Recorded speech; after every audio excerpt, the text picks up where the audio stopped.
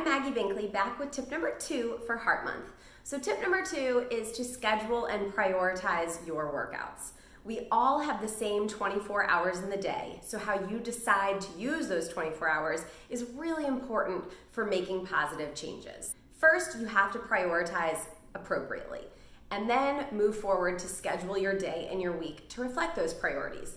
So what needs to be done? You have to take your kids to school, you have to go to work, etc. Then think critically about where you can fit exercise in.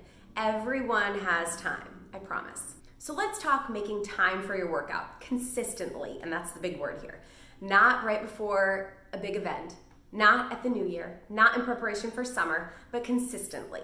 So if you're one of those people who is constantly putting it off until tomorrow, I have 2 really awesome tips for you. But before I give you those, I want to share something very important.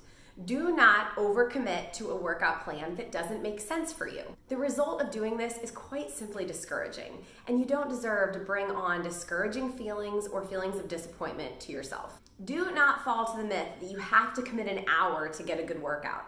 Any amount of time is beneficial, as long as you follow a good plan. More on that in tip number 3, and are intentional about what you do and how hard you push yourself.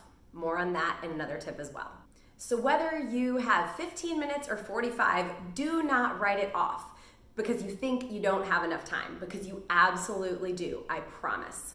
So how do you make your workout happen consistently?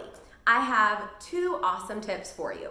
Number 1, wake up and work out. Simply commit to getting your workout done first thing in the morning before the rest of your day happens and gives you a million excuses to skip it. It's also the best place to create time in your day. You get up 15, 30 minutes earlier and you've created time that you didn't have before. You don't need to go to a gym. You don't need any special fancy equipment. You can use your body. That is perfectly efficient. Tip number 2 is if it's not possible for you in your schedule to get up and work out first thing in the morning, think critically about your schedule and figure out times where you know that you can fit it in consistently. Maybe your schedule is inconsistent and it forces you to look at your schedule on a week-to-week basis.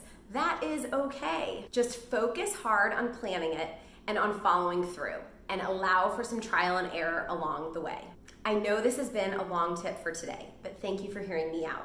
Continue to be flexible and be kind to yourself as you implement these changes. It's never all or nothing, so don't make it that way. We're constantly changing and evolving, and it's okay to have some trial and error along the way. Nothing is perfect from the get-go, and everything that's great takes some time.